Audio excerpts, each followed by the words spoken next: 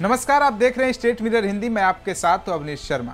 चीन की धरती पर जब प्रधानमंत्री नरेंद्र मोदी के कदम पड़ने की खबर आई तो सबसे पहले बेचैनी वॉशिंगटन में महसूस की गई।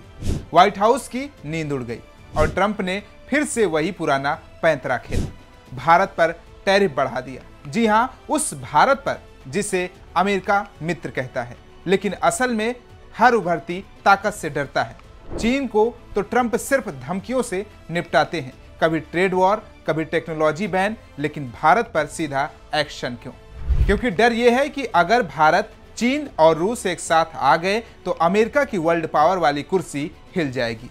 एक तरफ रूस से तेल, दूसरी तरफ चीन से रणनीतिक साझेदारी और बीच में खड़ा भारत, एक निर्णायक शक्ति। ट्रंप को समझ आ गया है कि 21वीं सदी की असली सुपर पावर बनने की रेस में अब अकेले अमेरिका नहीं दौड़ रहा, और इसीलिए चीन में मोदी की मौजूदगी सिर्फ एक मीटिंग नहीं, ये अमेरिका की धड़कनें बढ़ाने वाली डिप्लोमेटिक चाल है। टैरिफ सिर्फ बहाना है, डर असल कहानी है। खबर में आगे बढ़ने से पहले सुनिए पीएम मोदी ने ट्रंप को कैसे जवाब दिया है। साथियों, हमारे लिए अपने किसानों का हित सर्वोच्च प्राथमिकता है।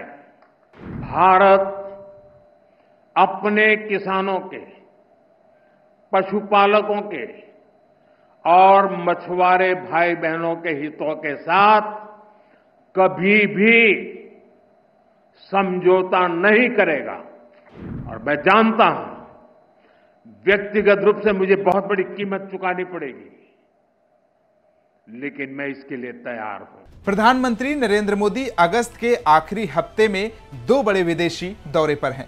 पहले वो 30 अगस्त को जापान पहुंचेंगे, जहां वो जापान के प्रधानमंत्री से मुलाकात करेंगे और भारत जापान की सालाना बैठक में हिस्सा लेंगे।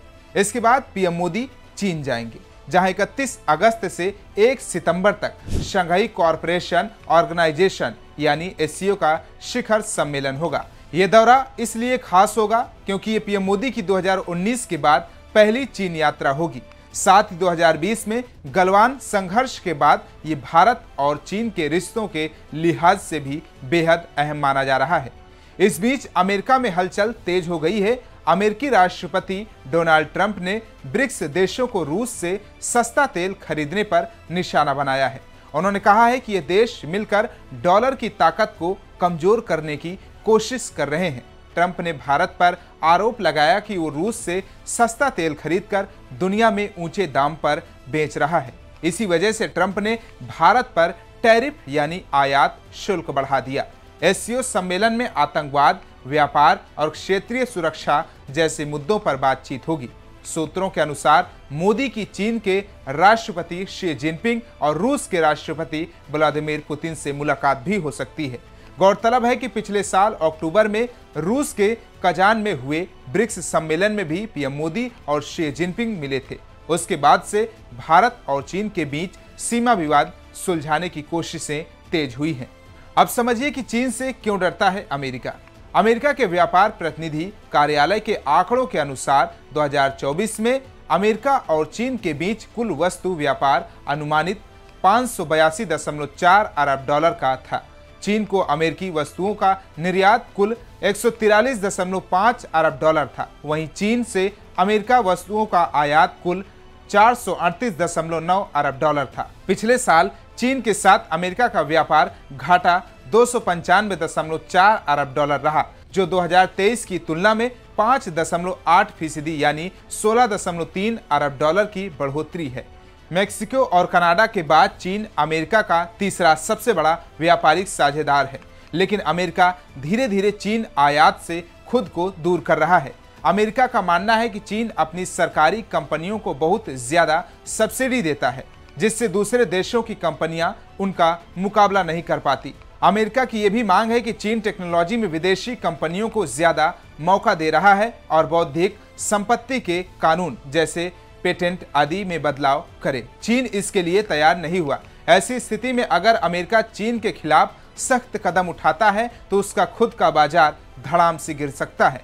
ऐसा इसलिए कि कई मामलों में चीनी उत्पाद पर अमेरिका निर्भर है। अमेरिकी राष्ट्रपति ट्रंप के रवैये का इस बार भारत ने खुला विरोध किया है। साथ ही कहा है कि उसे गलत तरीके से निशाना बनाया जा रहा है। भारत को इस तरह निशाना बनाना अनुचित और तर्कहीन है। विदेश मंत्रालय के प्रवक्ता ने रणधीर जायसवाल ने कहा है कि भारत को निशाना बनाना गलत है।